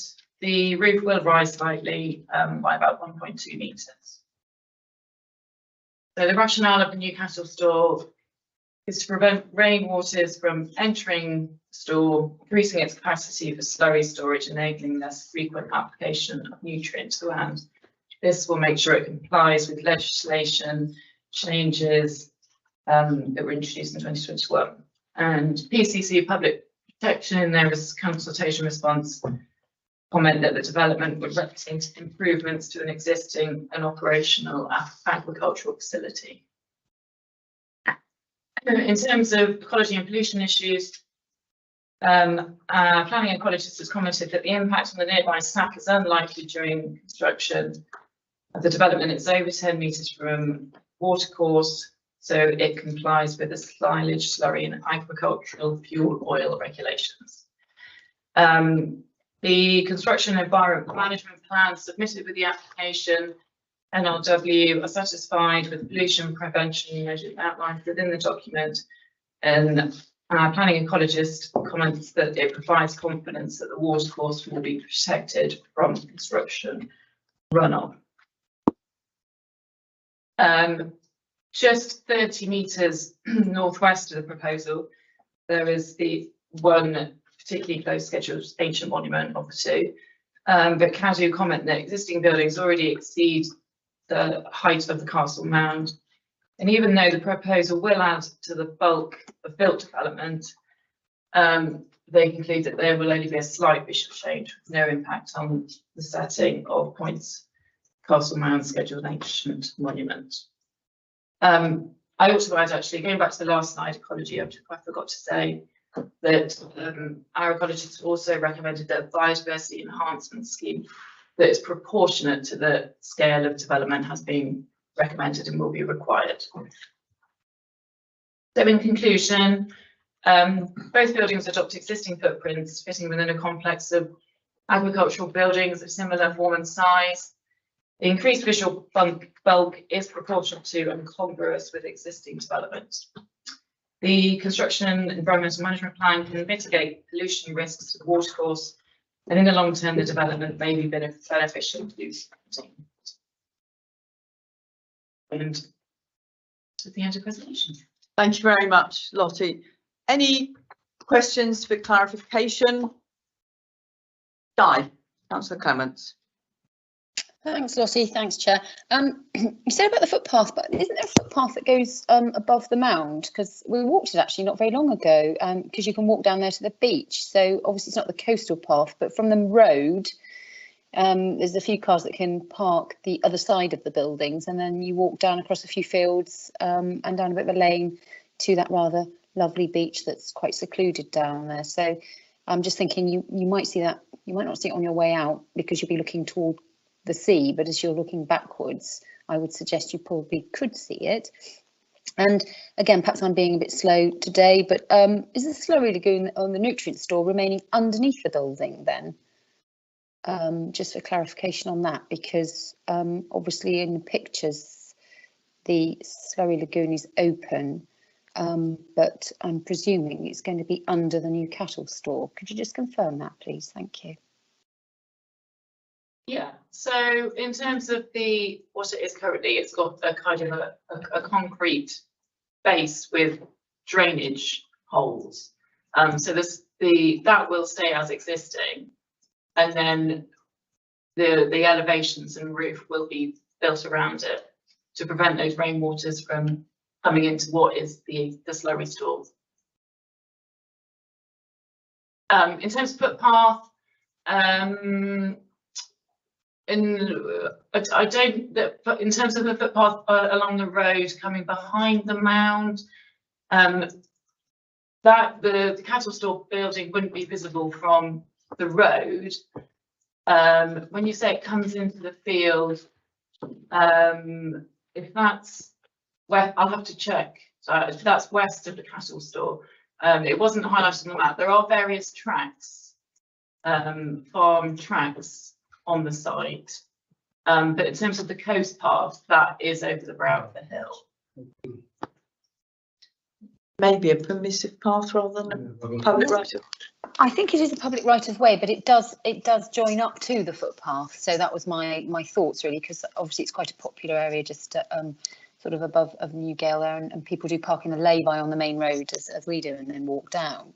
So I think it is, well, I don't think it's a permissive path. I think it is a public footpath because there's gates and signage, etc. So, but you know, that's fine. I just wanted clarification on that. I still don't quite understand about the nutrient store. I don't know if you've got a picture of sort of from the sky down, like a drone pic, so I can understand a bit more. But can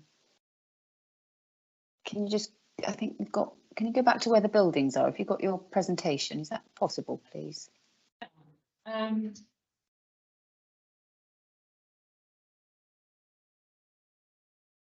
So is it that cattle building, that new cattle building is going to go above where that gate is that correct?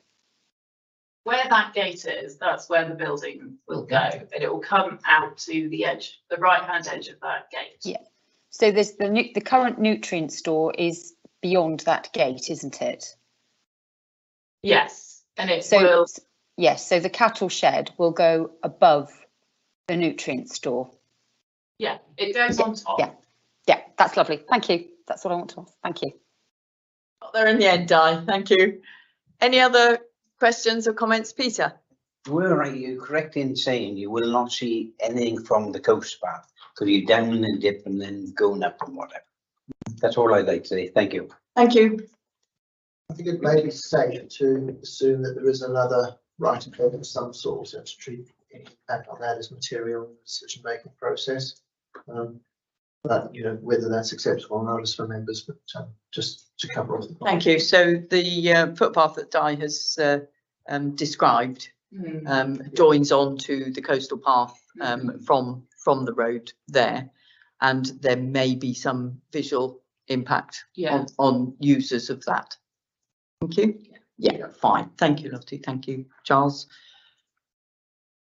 No other questions for clarification from Lottie. Thank you very much. Comments, Peter? No, I'd like to move the recommendation, please, Chair. Thank you very much. So we have a bigger footprint than what it is. The outbuildings all around, and hopefully this will tidy it up. It would be very helpful for me to have a reminder of what constitutes a major development as well. So thank you. Just replacing on a current footprint still counts because it is of that size, which is really helpful. I think Mike James, please. Councillor James. Thank you. I like to second Peter's please. The report we just had, Lottie, thank you very much indeed. And the conclusion that's in our papers, I got no hesitation at all to support the officers. So, diolch yn fawr iawn. Thank you. Diolch, Mike. Diolch fawr. We have Di again to comment. Yeah, I was going to second it, but yeah, happy to. And they do some mean ice cream up there as well. Thank you for the additional information on both sides, Di. Always helpful. Tony. Just an aside, it's nice to see that that this has actually gone through the process and it's not retrospective. Yes, indeed. We do get several pounds. Yeah, we do. Yeah. Yes, and you know, it's a major part of our scenery, and it's very important that these applications do come to us, and it clearly, as you exactly as you've made the point. Chair, could I just ask one question, which is just for completeness really in relation to biodiversity point. I think you mentioned that the parks planning ecologist had commented that there was no likely significant impact on the marine SAC, and she concluded that there's no appropriate assessment necessary as a result of that. Yeah. Thank you. Just for clarification. Thank you, Charles. Very helpful to have that confirmed for our minutes. Members, there appears to be no other discussion or points to raise on this. We have a proposer from Councillor Peter Morgan and a seconder from Councillor Mike James for officers' recommendation to be for approval to be approved. Can I see all those four?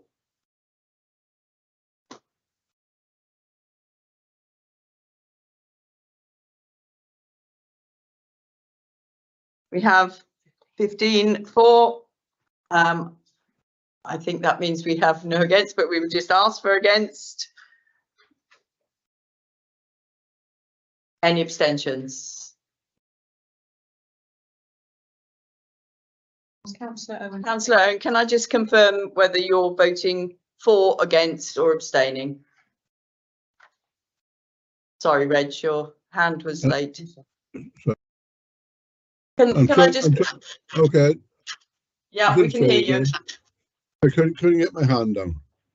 Perfect, that's fine. So there's no members against and no abstentions. So thank you very much. That concludes the applications for consideration today. At this point, members, I just want to add a comment about the application that we discussed at length last meeting, that the officers invoked the cooling off period for. This was an application at Newgale MP 230124 full. After our meeting, there was an application for call-in by a third party to Welsh Government. Welsh Government has been in discussion with both our officers and the applicant. They have assured us that they will come to a decision about whether they are going to call it in by our next meeting in September, and we took the decision that therefore the cooling off period should just be extended, and we should hear the application at the September meeting rather than this one. So that's just to update you on the current position. Peter. Who is we, my chair? We is the chair and the officers in discussion with Welsh Government. It was about where we sat with responding to the application. Okay. I don't understand how they're either going to look at it or they aren't going to look at it. How does it take so long to? What they fed back to us is that they are looking at it, and it's going to take them 2 to 3 weeks to decide whether or not to call it in for a decision by themselves, or whether we can carry on and determine it and bring it back to committee. I understand that the man makes his decision works part-time, is that right? No, I didn't know that. Yeah, it actually states in the letter he works Tuesday to Thursday. One assumes because we have a commitment from him that there will be some indication of where we are. We have committed that it will come to the next meeting. Thank you. Reg, your hand is up again. Do you? Yes, I really can't understand this, Chair. We invoked the cooling off period, which, you know, when they say that a third party made an application for it to be called in, I mean, are we told who this third party is? I mean, the thing is there, Chair, that every you have a cooling off period. If there is, say, someone who's jealous of the development, or someone who dislikes the applicant or something like that, he or she can make this application and then to delay development even more. And I think it's very unfair on the applicant. I think that should have come back to committee today, because 6 weeks cooling off period is a 6 week cooling off period. I know the members have been included in correspondence between our officers and the applicant. Yeah, have we got any details of who the third party is? Can I answer that? Appropriate to. I don't think, sorry, if I can just answer, I don't think it's appropriate that that we answer that. The Welsh Government record on their website whether they've had a call-in request or not. And Councillor Owens, you might remember the Welsh Government had this same situation where after an item had been to committee, a third party called an application to the Welsh Government a couple of years ago with a development at Moyle Grove, where there was a replacement dwelling proposed, and Welsh Government, considered that request as to whether they were going to call it in or not. And we had to do the same thing where we deferred it from a committee meeting and brought it back as soon as they said they were happy with our report and they were happy that we took it back to committee. But if we were to put it on this agenda and discussed it, it may still be that Welsh Government would have called that decision in. So in terms of making best use of committee's time, we have to have Welsh Government's confirmation of whether they're happy for us to determine it or not before we bring it back. Well, I'm more concerned about the applicant's time, the committee. I mean, just making this application is eager to improve his facilities there. We had a heated, not a heated debate, we had a good debate 6 weeks ago. We came to a decision, and that some possibly a busybody or something like that, as it might do something like that, can delay this, and I think that's wrong. Absolutely, very, very, very unfair. I think the applicant has made their feelings very clear to Welsh Government as well. Our officers, as I say, have been in close communication. I think we just leave this now until the next meeting where we will have heard and they are aware of our timescales. Can I just say one, Chair? Of course you can. Welsh Government had a letter by all accounts asking about this application to call it in. How do we know that one of you, whatever, it's very awkward, like, isn't it? Anybody can. That's what I'm saying. Yeah. I can tell you, it is a third party. It is not a member of the authority or a member or an officer of the authority. It's a third party. No, it's not a member of the authority. Yes. Just to help in relation to this point, it is probably worth members remembering that the Welsh Government can, if they wanted to, issue a direction to prevent us from determining the application. I don't think they've taken that step, but if they had a hint and we had sort of form of knowing that there were call-in applications being considered and determining planning applications anyway, they could begin to exercise that power. So I think you need to appreciate that there is this layer of decision making that sits, I don't know whether above you is the right word, but alongside you, and they can shift the goalposts. But I do believe but that's the law, that's the way the system works, and that may not be comfortable for you, but it is what it is. I do believe they only call in about 5 or a year. We wait to hear, Peter, and they are very aware of our timescales, very aware, and they are very aware of the applicant's wishes. But I think to go back to the legal officer's comment, the Welsh office haven't called it in. Third party have asked for We'll finish this debate. We're not going to change Welsh Government approach to this. So we'll there's no freedom of speech anymore there, Martin, is there? We're going to bring this back to the next meeting. Thank you very much. We'll now move on to agenda item 6, which is to consider report development management manager on other planning matters, and this is a TPO 151 tree preservation order at Saundersfoot. Kate, I know you're here and you're the development management manager. Do you want to introduce it and then hand over to Mike?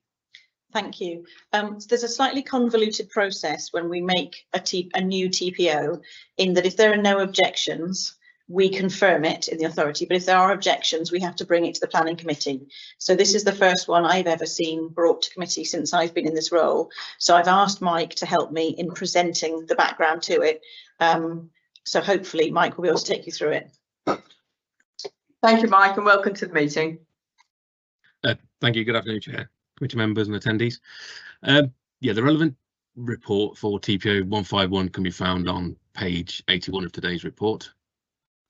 And TPO 151 was provisionally implemented by this authority on the 18th of January 2023 and comprises a group of 2 oak trees and an individual oak tree in the Saundersfoot area. The TPO was implemented following a planning application in proximity to the trees in question and concerns that the proposal would or could be detrimental to the trees.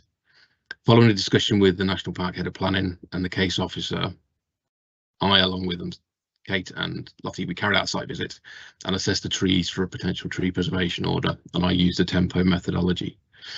The trees were assessed and were seen to contribute to the character of the area, as well as providing visual amenity, and as such, a provisional TPO was implemented.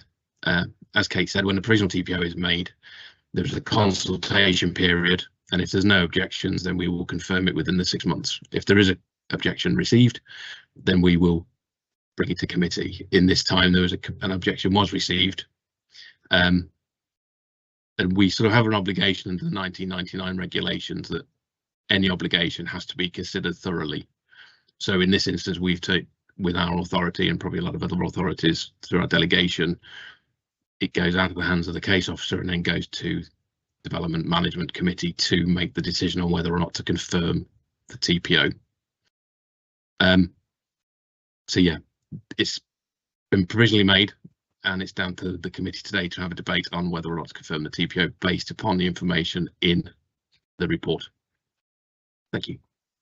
Thank you, Mike. Thank you, Kate. It's a very clear report, I think, where comments and the points raised by the objector have been responded to. Members, any questions or comments or discussion about this? Reese? Yeah, okay. It'd be nice to see some visuals, if there are any visuals of this area, because I see in the objection that they mention that, you know, they're the only trees around, and but there are no visuals. I take it for members to see. Have we got any photographs? We probably have got photographs, but I don't think we've prepared a presentation of this. We never have before. Perhaps it's something we need to do going forward in this instance. I just think it's difficult to give context to this without really seeing it for ourselves. So it's a very valid comment, Reese. You know, it's talking about the 3 remaining trees in the area, but we actually don't have a visual of it. I'm certain that we have got record. Is that the tree behind him? looks rather too rural for that, I think, Peter. Good afternoon, Chair. If it's okay, what I'll do is I'll share my screen and show the Google aerials and the street views from the area, if that would help. Perfect. That would be really helpful. Thank you very much. Thank you for raising the point, Reese. As Kate said, this is not come to committee before, so yeah, no, it's very. Are you able to see my screen now showing street view? Yes, we can. You might. So in my report, you'll know this is the green wedge at Saundersfoot, and then this is the area in question, and the trees themselves are this group of 2 here and this individual tree here. So if we look at it from the aerials, there's one other tree in the immediate vicinity. I can get my bearings down here, which is also under a tree preservation order. And then these are the 3 that are new for today under the provisional. If I go to Street View, you see then if we go to Ferndale, bear with me for getting bearings.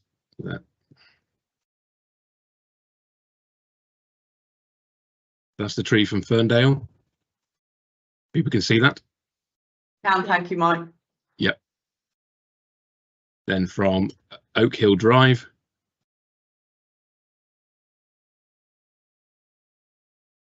again, more glimpse from this, but there's the tree there. Is that loaded? Can everyone see that okay? That's fine. Yep. And then finally from, well, not finally, from the immediate vicinity of Swallow Drive. That's the group of 2, and that's the individual tree there, if they've loaded, if that can be seen. That's very helpful. Yes, very helpful, Mike, thanks. And then finally, if you're up at Beverlyn Hall, again, just for context, if you can see that well-maintained hedge there, if you follow the line down to the trees here, if you stand there, there's the hedge I was referring to for context. Oh, apologies. And there, the trees there. If you change it to probably last year, August 2021, you'll see them in leaf there as well.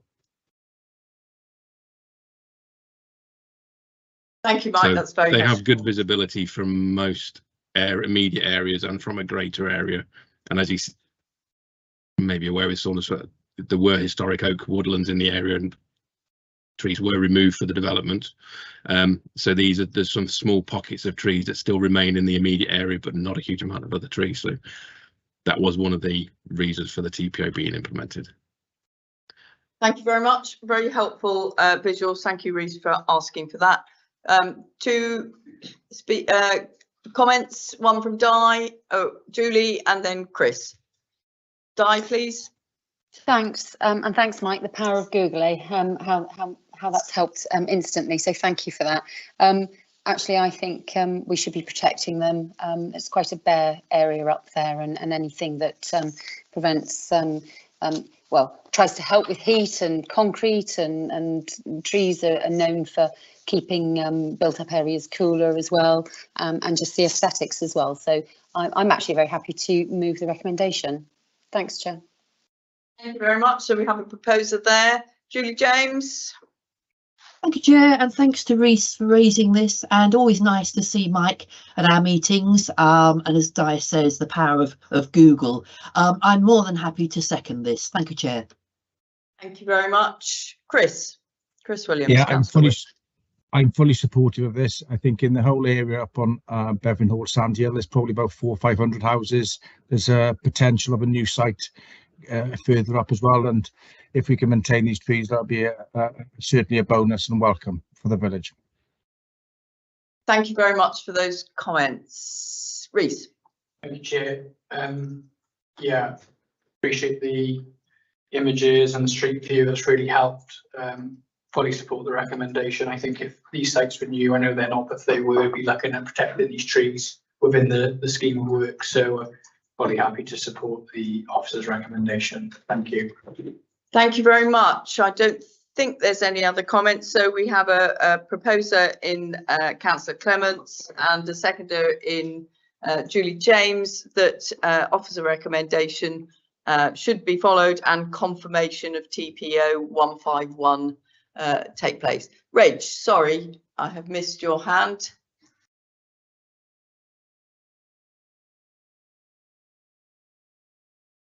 I'm just voting in favour. Okay. We haven't had the vote yet, but we're just about to. So all those in favour, please. I've always been ahead of my time. Excellent. All those in favour.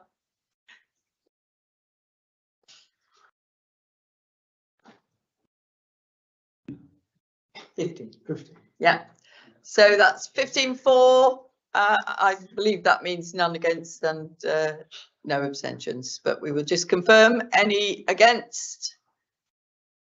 Chris, you need to take, thank you. And any abstentions? No, thank you very much, members. Another protected group of trees in our patch.